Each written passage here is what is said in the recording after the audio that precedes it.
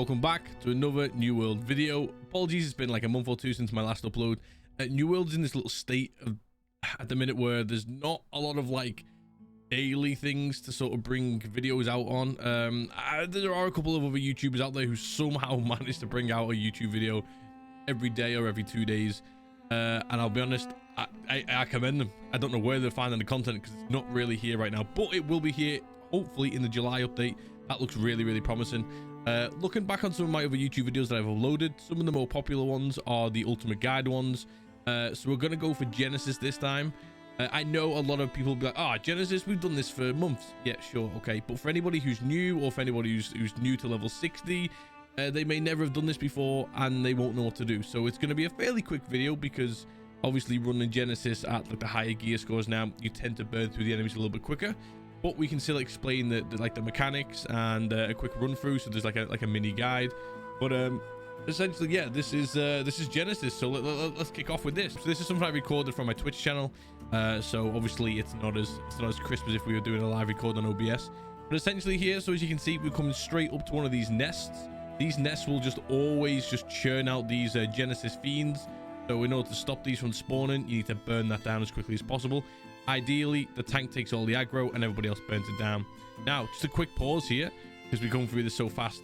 There are two mobs once you go past this little door, right? And they're on this right-hand side, just below my camera. One is the melee and one is the archer. Now, ideally, what you would do here, especially if you're fairly new going in here, you're new to level 60, you've got maybe like, I don't know, 550-ish gear score or something, you would get one of your range players to ping the archer, and then you'll all hide. If you look to the bottom left of our screen, you'd all hide to the left or to the right around those walls. Then the archer will have no line of sight and the archer would run directly in, and then you can fight the archer where we are now, leaving the melee guy over to the right where he stands, and then you can fight him later on. So obviously with our group being a little, you know, a little higher gear score, we could take these two together. Ideally, I wouldn't know because the brutes in here, these melee soldiers, oh my god, they do a lot. They do some chunky damage, you know, they really do, especially when you get to mutators. But for now, it's just a normal Genesis run. So you'll burn through those two mobs, and then ideally the tank, or you can send in any melee DPS, to be honest, really. But ideally the tank runs down here like I'm doing now on your own. So to unlock the door for the next boss, you have to go and mine this little, I think it's like a crag, I think it's called.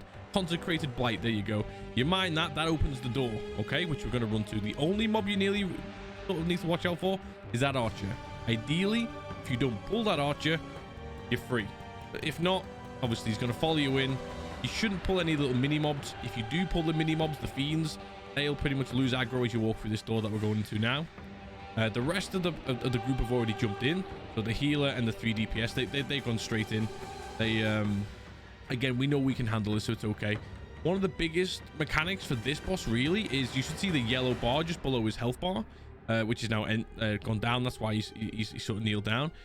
All you've got to do is heavy attacks. Do heavy attacks against this boss, and once his stamina, the yellow bar, goes all the way down, he'll drop to the ground and you can just freely hit him. Yeah, we got some bits on the stream there. Bad timing for this video. But yeah, so that's all you got to do for this boss. As you can see, the archers followed us in an ideal situation. Everybody would wait for us at the door before going into here, and we would kill the archer and then go in. But it's quite simple. Tank keeps the aggro on this guy. Everybody else just stay away a little bit because he does some big sweeping movements, big heavy blows. But in general, you're absolutely fine as long as you're doing your big heavy attacks, okay? Make sure to do those, and the stamina bar will go down, and the boss will just drop to his knees, and you can just ping him. So here's where we get our first chest as well of the dungeon. So obviously, again, if you're not 600 expertise everywhere, then this is where you'll be getting your expertise up. We're going to run into the next room. Now, one thing you could do here, if you're a little bit worried, from the top of the stairs, you could take one member to use a ranged attack on the archer that's just below the stairs. Pulling the archer up so you can fight the archer separately. Again, there's a little bit over gear scored for this. For a normal run, we're going to come down here. There's another nest there. The only reason to actually kill those nests, like in terms of aiming for them without trying to sneak around, is if you have the missions. You can get faction missions for these from Valorhold, I think. And if you kill 4 of these and collect them, you can obviously get your faction tokens. Other than that, you can skip this here. Now, if I just pause it just here on the left hand side of my screen, as you're coming down the stairs, if you want to avoid this nest, as you come down the stairs, you'll be hugging the very right hand side, and you just, where the little tree comes across, you just jump to your right. So then you're on this very far hand side of the path, and you'll pretty much never, maybe one mob, you'll never pull all these little fiends. So you can skip these if none of you in your party have the faction missions for the hives, so you can skip these. So yeah, and essentially group them all up. Obviously tank keeps the aggro, everybody else can just burn through them. At the end of this dungeon video guide, I will go through what are the best setups for this dungeon, the best weapons to use, the worst weapons to use, all that kind of stuff. Now we're on to this boss here. Now this boss is the only real mechanic to this boss is it does do some big similar to one of the first mini bosses in Lazarus. He does that thing where he kind of like, I don't even know what it is. It's like a staff or something. Leans the staff up in the air, and he's about to do like a beam and hit to the ground. I don't think it's got like an official name for it. When that happens, just make sure you dodge or block, depending on what kind of class you're playing. And he'll also spawn 2 mini, not fiends. I don't actually know the names, but there they are. There you go. You got one there. Now, what they'll do, they'll like slightly heal this boss. But again, if your DPS is fast enough, you can just ping through. What I ideally would do, I would just one-tap those 2 mobs, because then it stops them from doing any healing. Now, so the blighted thing that we mined earlier on to unlock the door, whoever has mined that right from the start of the video now has to come here to purify the Consecrated Blight, okay? And then you're gonna go plant a seed in just a moment, okay? So you'll see this. So don't forget that whoever in your party picks up that first mining thing, purifies it there, and then we run into the next room. There are sort of 1 or 2 floating mobs towards the left hand side. As we go in here, there's a big melee guy and a small fiend right in the center, and 1 to the left. Oh, sorry, 2 fiends. There you go. Get myself wrong there. And basically burn through these as quickly as you possibly can. Now, the seed is where you plant the seed here. Now, the whole point of this is you're in this open room, okay? And you'll have mobs come from here where my arrow is now. You should be able to see that, yeah? And then you'll have mobs come from behind us as well. And then 1 or 2 to what would be your left if you're facing the tree. You're planting this, and then you've got 3 waves of mobs, I believe. We'll double check as we go through this video. You have 3 waves of mobs, and all you've got to do is don't let them attack this tree, okay? They'll all swarm to the tree. Best thing to do is to have your tank drop some AoE moves and then pull the aggro away from the tree. If there's any archers, this is important as well. If there's any archers standing behind the tree and they have aggro on someone, their arrows as they go through that tree will do damage. So don't forget, you're trying to protect this tree as much as you can. Now also, one thing I will mention, there we go, there are 1 or 2 mobs here in the background. So long as you stay miles away from them, you will not aggro them. If you're a bit worried before you plant the seed, go and attack these 2 mobs, which they're kind of hidden in the background, but go and attack those 2 mobs, burn them down, and that'll probably be the best thing for you to do. Now, here we go. So we got the mobs coming in. I like to switch from my hatchet to the great axe here. Now, I've actually, when we went into this dungeon, I had my PvP great axe build on. So luckily enough, I had the Gravwell, which will obviously pull the mobs in a little bit. But the rest of the skills really are a bit useless here, so that's not too good. But as you can see here, you got the mobs are coming in from the left, the right, and then 1 or 2 behind. You basically need to hit them a couple of times so they kind of like lose that need to hit the tree, and then try and pull them away. Use any aggro you've got. If you've got the aggro, make sure you pull away from the tree, because they will do little small AoE attacks which will damage the tree, okay? So the whole point is fight as far away from the tree as you possibly can. Grab as much aggro as you can. It's quite simple, but obviously on your first couple of goes you might lose. See, as you can see here, this archer now, perfect example, he's hitting the tree because he's got aggro of somebody on the other side. So I've gone in to take the aggro, and then I'm standing this side of the tree. When he's pinging me with those arrows, they're not going through the tree. You wipe the 3 waves of mobs, go, and you're done. You can collect the seed from the tree, and you can pick up your chest. That's the key element there, is to just protect the tree. Grab the aggro, and then move away from that tree. I remember the first ever time we did Genesis many months ago. Maybe like back in like, oh, I don't know, November maybe? Maybe even before November. Maybe it was in like late October. Yeah, we failed on this tree so bad. Now, coming up to this little next bit, I'll pause this as well, because if I show you the right angle, I'm going to go back to my hatchet. Right, if I show you the right angle here, now there's another nest to the bottom left. Again, or hive, should I say. If you don't have that faction mission, you can skip this by hugging the right-hand side of this tree here, in between the I don't know what you call it, some kind of fire in the tree. You can hug that right hand side and then run up that way. That means you will not pull the one big mob and the hive here that's on this left hand side, just in case you do want to skip them.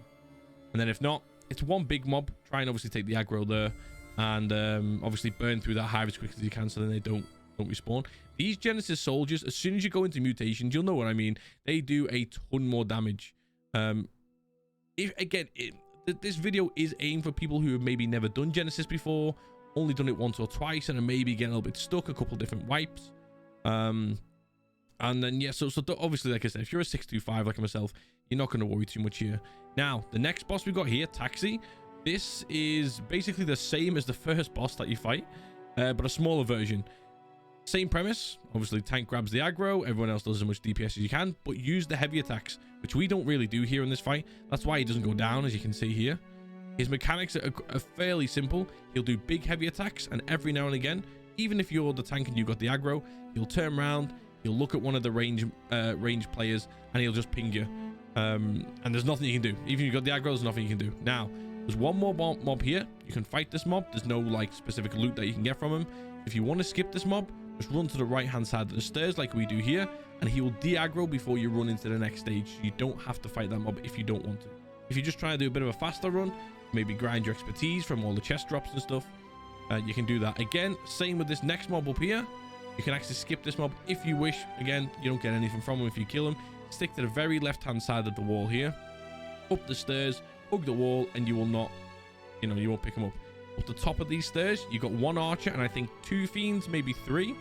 Let's have a look. I see 2 fiends and 1 archer. Again, you can fire through him nice and easy, and then obviously grab that. And then as we go through the next part now, you will find the first boss.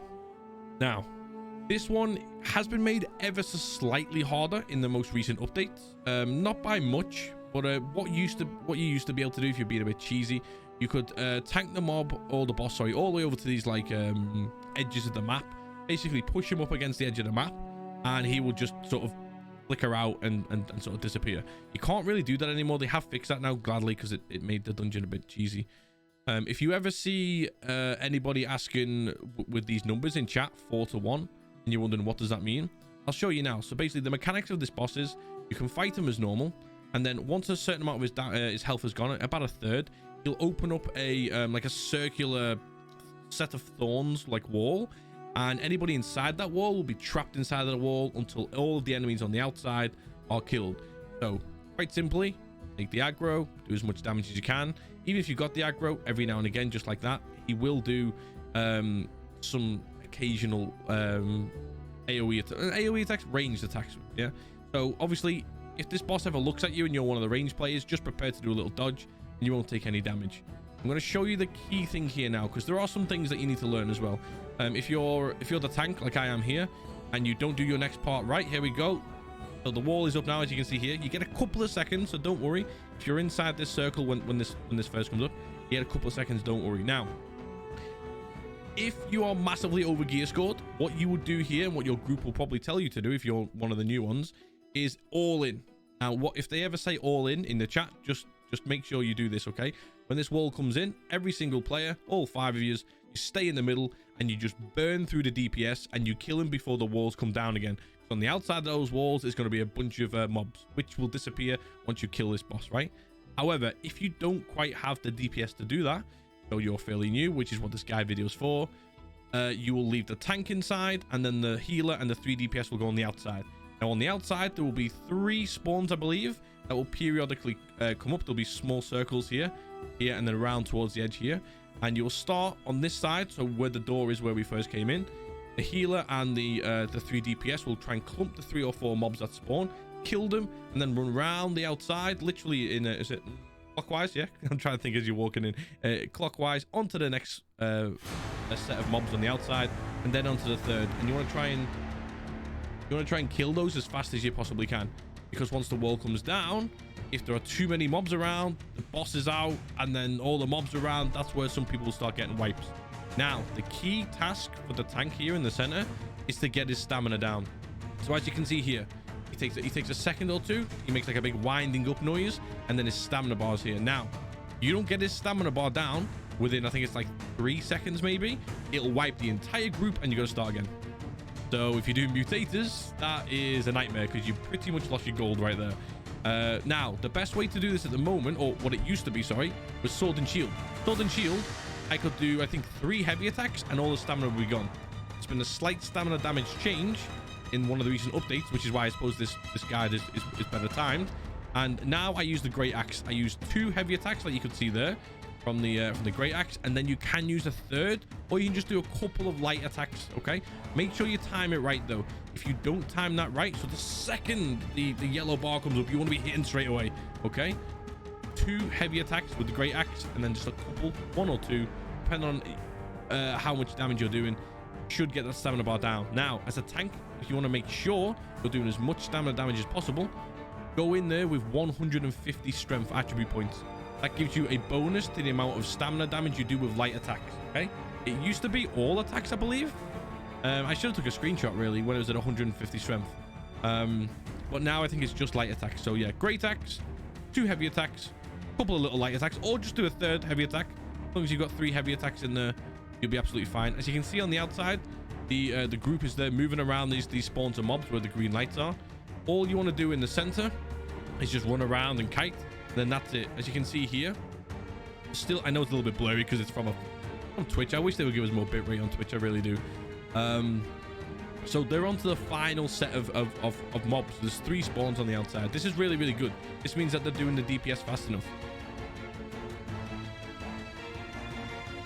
Yeah, sorry. This means that they're doing the DPS fast enough. And now you've got to fight the boss and those mobs. The biggest thing that this boss will do, as you've just seen out a picture there, he does like a big wave attack. Once you start to see him lifting up, literally with both arms, lifting up the water, you want to get out of that line of sight that he's in, okay? Or else this wave will just monster you. You can block it as a tank, as long as you got your full stamina, or you can just dodge out of it if you're one of the other mobs. He'll also bring up these little spawns of like little flies. They just do a little bit of damage over time, nothing crazy. Here's the wave now. There you go. Dodge out of that. If you don't, it does take a chunk of your health out. There's the spawn of flies. It'll just do a little bit of damage over time, nothing crazy. Again, if you're the tank, you can sit in it, no problem. You want to be doing obviously as much DPS as you possibly can. And then here we go, second round. Now on this second round, as long as you're following it in this order and you're not done all in on the first one, second round is exactly the same. You just want to burn as much damage as you possibly can, as quickly as you can, before he then jumps around and starts doing something else, which we'll explain in a second. As you can see here, now his health is absolutely flying down. He's not really attacking you. He's dropping a bunch of flies around, but there's nothing to be worried about there. Dump as much as you can. Now, you'll start going underneath the water. There's not... You can try and ping him and do like a little bit of damage with your ranged. Any melees, you'll probably really, really struggle. He'll basically bounce around and pretty much target every player once, like he's doing now. And he'll drop these little blighted lines on the floor. Try not to stand on those if you can, because obviously your blight resistance will start to go down. You can use a blight tincture, of course, if you want. And then the plan here is you just burn down the last of his health before the walls come down. As you can see, there'll be 3 more sets of mobs like there was in the first wave on the outside. But so long as the second you kill that boss, all of those mobs will just disappear. Now we have ourselves another chest here, which we'll take. And then we'll go into the next room and we'll explain carrying the fire. The only thing I'm not really going to do in this video, mostly because we haven't recorded it, is show the secret rooms. But when we go past the secret rooms, I'll show you where they are. And they just contain like an extra boss in there, which you can fight. It doesn't do a lot, but it's better than nothing. Again, hive on the left hand side. We've actually not done this the normal way that we would do. What we would do here is, as we were at this door, we would get the one range player to just ping. There's like a mini boss in the background here. Ping that mini boss and pull the mini boss into the room. As we got so much DPS here, the group that we were doing it with just wanted to burn through the hives, and I think some of them had the missions for the hive. So you can go in there, you can take out the hive, try and take as much aggro as you can, and there you go. You got that mini boss there. What's his name? Cersus, is it? Yeah. So you take him out. He doesn't do too much damage because you can ping him down pretty quickly. You want to take out the hive and that mini boss, and then we'll move on to the other side. But essentially, you can just pull that mini boss into the room as long as you're using like a ranged attack. Now, what we've noticed is post the last update, 1 or 2 of these mobs here are getting a little bit stuck. We're getting like a little bit confused, a little bit stuck in retreating mode.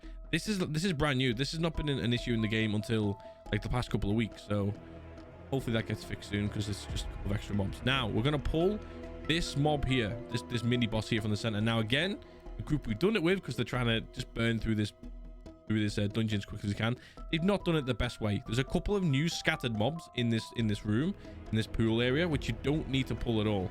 The best thing to do is you range pull this mini boss into the room. Something I'm trying to do here, but because of the way they've also changed aggro build up now, it's a lot harder for the tank to keep hold of the aggro if you're not constantly hitting the mob.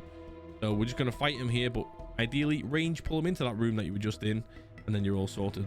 Now, best thing to do here, whoever is your weakest DPS player goes and picks up that fire there. And what you've noticed is as well, whoever picked up the tree earlier on, the seed from the tree after you've completed that part, has to put the seed from that tree inside of that fire pot. Okay, now I didn't pick it up, that's why I couldn't show you on this video. Somebody else picked up the seed from the tree, and then they carry this fire here. Then they're stuck in a carrying the fire sort of like animation, so they can't get involved in any DPS. Okay, so just remember that. That's why it's best to pick your weakest DPS player. You don't want to pick your healer, you don't want to pick your tank, because you're going to need those. You can skip this soldier by sneaking around the right hand side of this tree. A little bit buggy trying to do it, so you can just pick him up and take him out. There'll be one little fiend, and then there'll be this one ranged mob here at the bottom of the stairs. And just take those two out, and then work your way up the stairs. Now the fire carrier, I think ours had to go back because they got hit by the big mob. If you do get hit whilst you're carrying the fire, by the way, it'll drop the fire. And then you go, now, yeah, as you come up these stairs, stick to the left hand side, because there'll be some respawns there, like an archer. Don't need to kill him again unless you've got the specific faction missions. You don't need to kill him and skip. Now when you jump down here, stick to this left hand side. If you go too far to the right, you'll get stuck in a little rock. That's been there ever since the game's, the game came out. You're going to pull a couple of mobs here. You don't want to go too far to what is now behind me, because there's a hive, and again, no need to pull them. With two mobs in these pool, where you want to pull them over to you and fight these first before fighting the next boss, which again, the only disappointing thing about Genesis is a lot of the mobs are basically just repeatable mobs. I think there's like 4 different types of mobs in this entire dungeon, or maybe 5. Here he comes, Odus, but he works exactly the same as the other ones. His stamina damage, you want to do your big heavy attacks to get that stamina damage down. Stamina bar down. As soon as that stamina bar's down, you can just free hit him and hit it for a couple of seconds, and he can't hit you. He does big heavy attacks, so watch out for those big swinging attacks. As with any MMO, I think this is literally the laws of all MMOs, right? If you're a DPS player, try your best to stand on the opposite side of the mob as the tank, okay? So you're essentially just hitting the mob's back. You always do extra damage in every MMO I've ever played, including this one, and you also take less damage as well. So I don't know why a lot of DPSs come and stand next to me as a tank. It's quite frustrating. So yeah, so what happens at this point, once you pull this boss over to here, whoever's carrying the flame torch will basically just walk around and then come and light these sort of tangled weeds or whatever you want to call them, which opens this door. And then once we run through this door, there's then a flame pot here. You have to light this flame pot, okay, in order to move on to the next bit. Now there'll be one archer who walks from left to right here on this door, which we pulled earlier on. You can skip past this archer if you get lucky on his rotation, running from left to right. So we've killed him. We can open up this chest, and then down here there's going to be 2 bosses, 2 small bosses, and I'm going to show you the best way to do these is, well, I'm going to explain the best way to do these. Especially if you're doing a mutation, you would first go for the archer, and I know it's a bit blurry, but you'll see it in a second. There's an archer mini boss on the left hand side, and then there's the door where you go to the final boss, and then there's a mini boss on this right hand side who is the soldier. Okay, the best thing to do is to run left, go for the archer first. Okay, a lot easier. As the tank, make sure you're standing on where you see my arrow here in the center screen. Make sure you stand on this side of the archer, because what he'll do every now and again is he'll do that jump back skill, which also you have if you use a bow in this game as well, and he'll jump back towards the door, and then he's miles away from the soldier on this right hand side, and you won't pull him. Okay, now again, we're a bit over gear scored. That's not really the idea that our DPS players had. I think they just wanted to go in and burn them as quickly as possible. Now if you're coming into brand new into this dungeon, I wouldn't pull these 2 at the same time. I would just focus on one, and I'd probably take the archer out first. It's the easiest one. It does the least amount of damage, and also what you could do if you're really worried, once you kill that archer and the door opens, there's a respawn point, like a checkpoint, on the other side, which you can tag, and then if anybody does die, you respawn here. Now, yeah, you grab the aggro of this archer boss here. Right at this moment, it doesn't matter what side we stand on him because we killed the soldier first, which I don't advise you to. That's why I like these guide videos. I'm going to show you, depending on how it was when we recorded it, I'm going to show you kind of things not to do and things to do at the same time. And there's his jump back skill. So you don't want him to do that jump back skill in that direction that we were facing then, because he'll end up picking up the soldier. There's also a chest in this far corner, which you can pick up. You don't want to go up those stairs because I believe there's a hive and some extra mobs that you just do not need. Pick up the chest here, and then we're going to go on to the final boss. So as you can see, Genesis is one of the fastest dungeons you can do in this game. I believe it's faster than Dynasty. It's faster than... is it faster than Depth? It's got to be pretty close to Depth, actually. It's faster than Lazarus. It's way faster than Tempest. You know what I mean? There's that spawn point that we were telling you about. Like I said, at the end of this video, as soon as we complete this boss, I will run through all the best weapons to use, the worst weapons to use, the best setups in terms of how many DPS, how many tanks, how many healers, which is fairly standard. But we'll go through that at the end. Don't worry if you've not got that information down yet.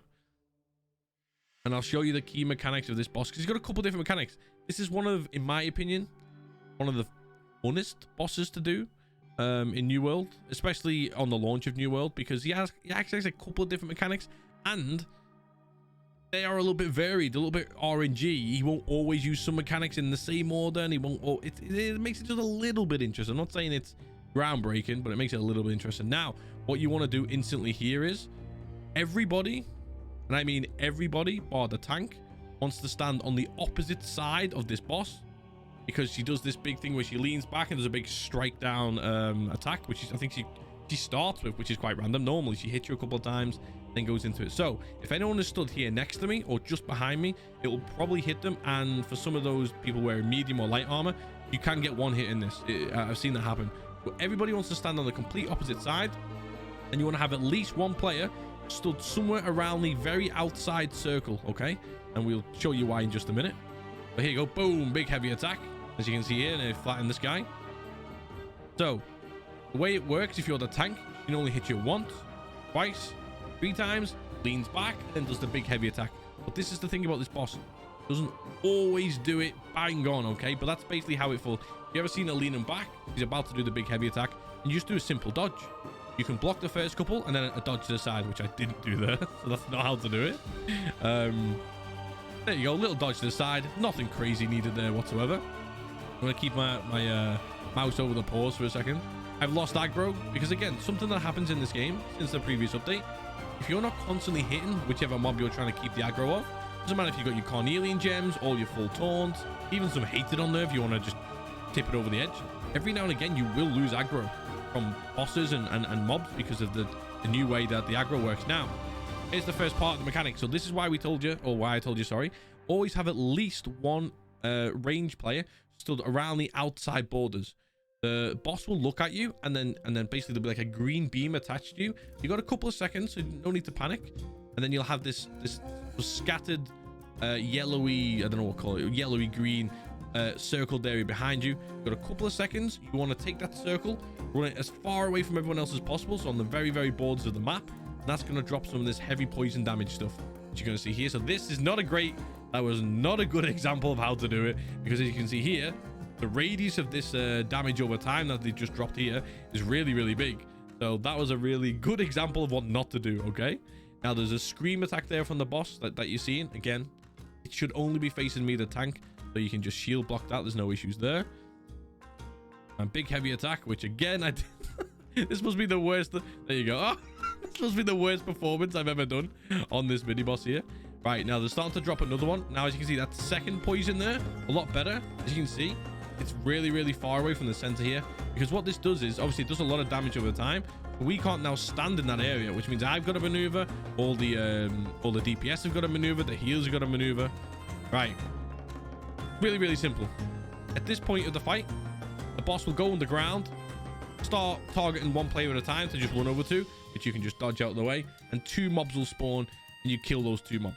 As you can see here, targets one player at a time, pops up and does some damage. So when that comes to you, just make sure you dodge. As I was the furthest player away at this point, I'm the one who's got the poison, so I'm going to drop it all the way over there. Now, this is the next phase of the boss here. Now, if I can get a better shot, there we go. See these stones in the background here?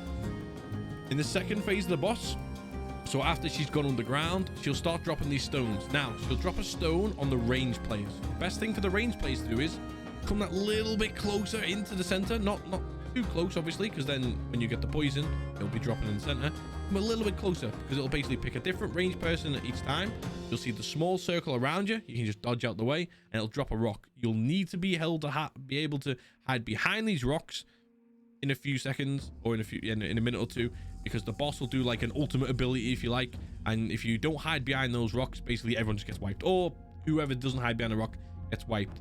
Another mechanic to this is why I like this one. It's a little bit of a decent little boss fight. It's not hard, but it's decent. She drops these mini poison puddles, and there's nothing you can do. They warp around. They do a shit ton of damage, to be fair, if you just sit in them. So yeah, watch out for those. And this is where I'm like trying to maneuver. Right, do I stand in the sacred ground? Do I, you know what I mean? Do I take all the damage? Do I just hover on the outside a little bit more? You know, so yeah, just take a look at those. So try obviously not to stand in there. Now, again, you'll see these rocks. There you go. Another rock has just nearly landed on, is it Idris, who was in our team there? Big heavy attack, dodge that. I just want to show you the ultimate ability. Now, you'll hear the ultimate ability.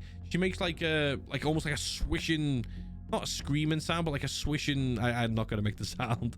And I had to mute the audio because I had my stream audio on there. So that's why we're playing the NewWorld stuff in the background. But once she does this ultimate ability, don't worry, don't panic, unless you're on the complete opposite end of where those balls are. But you got a couple of seconds to run behind them, and then you won't take any damage.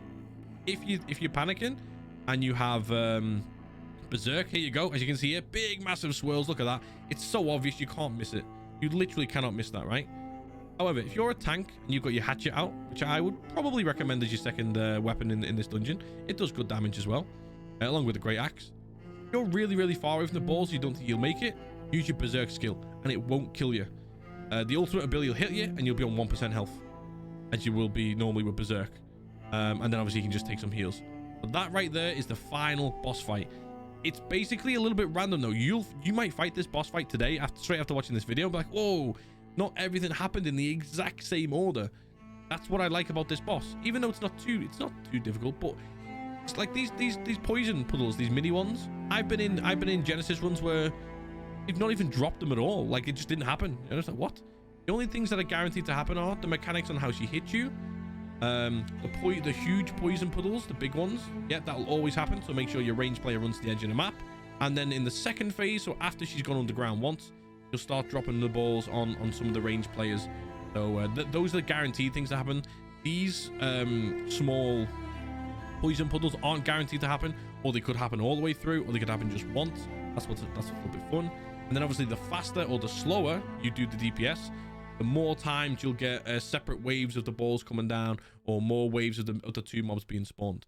But that essentially, guys, is Genesis. I know the footage wasn't exactly perfect quality like it would be in a normal video, but we took it directly from the Twitch stream. I'll leave all my links down below, you know, the usual. Now let's go on to the best weapons to use and the worst weapons to use for Genesis. Okay, I'll pull this up on screen for the image, but essentially, so these are the angry earth mobs. Okay, so if you want to do 20% above the base damage with your weapons, you would use slash damage weapons, you know, such as like your sword, your hatchet, or your great axe as examples. They are some of the best weapons to use in here.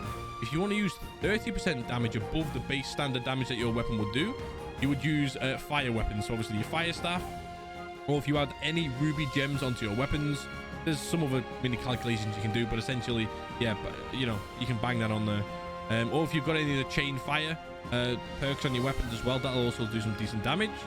And then for the angry earth, the weapons that you definitely don't want to be using here is thrust. So if you're doing like a heavy attack on the sword, you're going to do like a reduced 15% damage. And then like spears, bows, blunderbuss, you think a musket, for example. If you're getting people trying to do maximum DPS in this dungeon, they don't want to be doing thrust. You're just going to be doing a reduced amount of damage. And then obviously don't be using any lightning gems on any of your weapons, because that'll be a reduced 40% damage. Yeah, that's a lot of reduction there. So essentially, they're the best and worst weapons to use. In terms of setup, I would just go, it's the bog standard one. If you're all around 600 gear score or just below, or maybe like 550-ish, maybe if you're just coming into level 60. I just go in there with the 1 healer, obviously, the 1 tank, and then obviously the 3 DPS. If you're 3 DPS, if you could get a fire mage in there, that'd be perfect. If you can get somebody using hatchet and great axe, that'd be perfect. And then obviously as the tank, obviously sword and shield. And then my second weapon, I alternate. I use the hatchet because it's got the extra taunt on there, plus it does some decent damage. You also get the rend and the weakness from some of the throwing skills if that's the build that you use. And then the great axe I would definitely use for the tree part because you've got the Gravwell, and that's really useful. And then I'd use your pulling in swirly abilities. I can't remember the names of them off the top of my head, but yeah, there it is, guys. That is there, guys, my ultimate guide on how to do Genesis. If you like the video, drop a like, drop a sub, you know what to do. And check out my Twitch channel as well. We stream New World all the time. And yeah, check me out. If you like the video, let me know in the comment section down below. If you want any more guide videos, let me know, where I can run through them and give you a bit of commentary rather than just saying bullet point 1 2 3 4 5 do this. I like to show you examples on what we're doing, good or bad, then hopefully that'll help you when you actually go in there. You've got a visual representation of how to do it. And yeah, guys, like I said, drop all the stuff down below. You know what to do on a YouTube video, and I'll catch you in the next one.